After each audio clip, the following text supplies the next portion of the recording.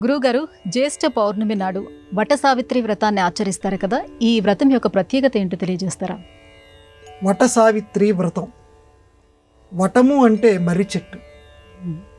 ఈ సావిత్రీదేవి సత్యవంతుల కథ మనందరికీ తెలిసినటువంటి కథ. ఈ సావిత్రీదేవి చనిపోయినటువంటి భర్తని తిరిగి బతికించుకున్నటువంటి ఒక భక్త శిఖామణి. వీరయోధురాలు అనే పదం కంటే కూడా మనం భక్త శిఖామణి అందాం. ఎందుకంటే సావిత్రి అమ్మవారిని తలుచుకున్న వెంటనే ఆ దృఢ దీక్ష మనకి కనపడుతుంది.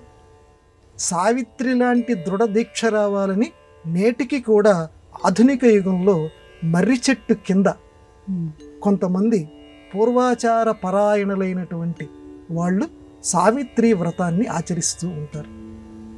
ఇలా చేయటం వల్ల ఏంటండి ప్రయోజనం అని అంటే, భర్తకి చిరాయుష్షు వస్తుంది. భర్తకి చిరాయుష్షు రావటం అంటే తాను సౌభాగ్యవతిగా ఉంటుంది అని ఈ వ్రతంలో ఉన్నటువంటి ప్రధానమైనటువంటి ఉద్దేశ్యం. ఇక సావిత్రి కథను ఒక్కసారి మనం లోపలి చూపుతోటి మనం చూద్దాం. ఈవిడ వివాహం చేసుకోవాలి అని అనుకుంది. సత్యవంతుణ్ణి చేసుకోవాలి అని అనుకుంటే తండ్రి గారు జుమత్సేనుడు. వివాహం చేసుకోవాలనుకున్నటువంటి సమయంలో నారద మహర్షి, బాగానే ఉంటాడయ్యా సత్యవంతుడు, కానీ వాడు ఏడాది కంటే కూడా బతకడు అంటాడు. కానీ సావిత్రి, నేను ఒకటి అనుకున్నాను, అది నెరవేరాలి, అతన్ని వివాహం చేసుకోదలుచుకున్నాను. ఇక బతికించటము బతకపోవటము అనేటువంటిది అది దేవుడున్నాడు కదా, స్వామివారికి నేను మొక్కు పెట్టుకుంటాను, వివాహం మాత్రం జరిపించండి అని తండ్రిని బలవంతంగా ఒప్పించింది. వివాహం చేసుకుంది. ఒకరోజు కట్టెలు కొట్టడానికి వెళుతున్నటువంటి సమయంలో తలనొప్పిగా ఉందని చెప్పాడు. యముడు పాశం వేశాడు, భర్త ప్రాణాలు లాగేశాడు. ఆ భర్త ప్రాణాలు లాగేసినటువంటి సమయంలో పతి దీక్షా పరాయణురాలు, ఆవిడికి అంత శక్తి ఎలా వచ్చింది అని అంటే, ఆ పతివ్రత శిఖామణికి పతి దీక్ష అంటే భర్త యందే సంపూర్ణమైనటువంటి దైవము అనేటువంటి పూజాభావం ఉన్నది కాబట్టి. ఎందుకంటే ఇప్పటికీ కూడా మన సనాతన సంప్రదాయంలో ఏముందంటే, భర్త చేసేటువంటి పూజలో ఈవిడ ఏమీ చేయకపోయినా సగం పూజాఫలం భార్యకు వచ్చేస్తుంది. కానీ మన సనాతన ధర్మం ఎంత గొప్పదంటే, భార్య చేసే పూజాఫలంలో నయా పైసా కూడా భర్తకి వెళ్ళదు. ఒక్కసారి జాగ్రత్తగా గమనించండి. ఎందుకని అంత గొప్పగా మన సనాతన ధర్మం చెప్పిందో చూడండి. ఎందుకంటే ఈవిడ ఇంటి పనులు ఇలాంటి వాటితోటి అలసిపోయి ఉంటుంది. కాబట్టి భర్త ఏమాత్రం పూజలు చేసినా, ఒక గొప్ప యజ్ఞం చేసినా, లేకపోతే ఇంకో హోమ కార్యక్రమాలు చేసినా, అందులో ఈవిడ ఏమీ చేయకపోయినా సగం పుణ్య ఫలితం ఈవిడికి వచ్చేస్తుంది.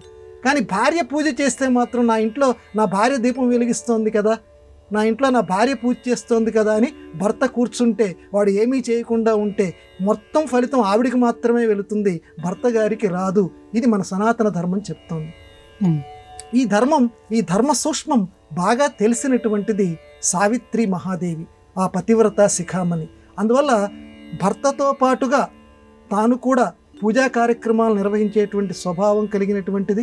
భర్త పూజ చేయటానికి అనుకూలవతిగా ఉండేటువంటిది, అంటే భర్త చేత పూజలు చేయించేది. ఎందుకంటే ఈ రహస్యం ఏడాది తర్వాత భర్త పోతాడన్న విషయం ఆవిడికి తెలుసు కాబట్టి, అందుకని భర్త చేత బాగా పూజలు చేయించేది.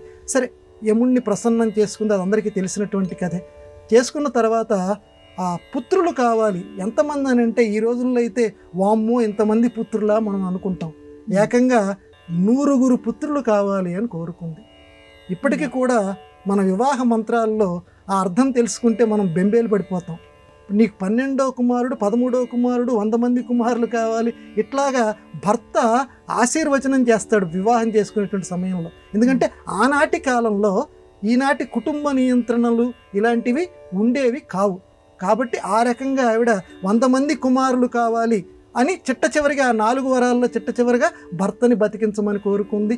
తన మామగారికి తిరిగి చూపును తెప్పించమంది, మామగారికి రాజ్యాన్ని తెప్పించమంది, 100 కుమారులు కావాలంది. ఈ 4 వరాలని యముడంతటి వాడి దగ్గర నుంచి ఈ సావిత్రీదేవి పొందింది. అక్కడ అరవిందుడు అనేటువంటి ఒక గొప్ప యోగి ఉన్నాడు. ప్రత్యేకంగా సావిత్రి అని రాశాడు ఆ మహానుభావుడు.